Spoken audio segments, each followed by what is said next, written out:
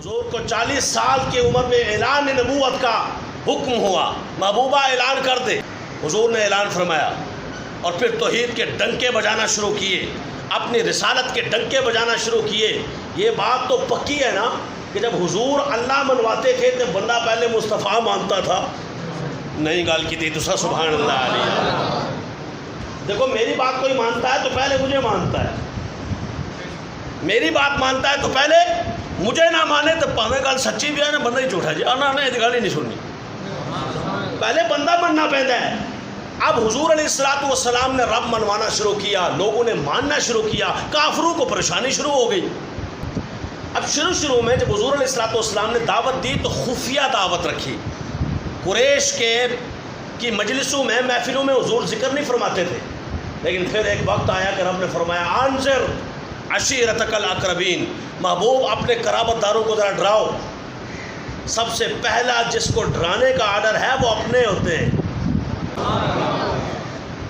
پہلے گھر سے نظام چلتا ہے، میں اور آپ کہتے ہیں پہلے باہروں چلے، دوسرا ٹھیک ہوئے پہلے میں ٹھیک ہوا یا لیکن نہیں، فرمایا انذر، محبوبہ اپنے قریبی کو ڈرائیے۔ کس چیز سے ڈرائیے؟ اللہ کے خوف سے۔ اللہ ایک کو مانو، باقی سب جھوٹے ہیں، چھوڑ دو ستاروں کو۔ لا الہ الا اللہ، کوئی خدا نہیں، کوئی الہ نہیں، کوئی اللہ نہیں، کوئی معبود نہیں، صرف ایک اللہ۔ یعنی پہلے نفی ضروری ہے۔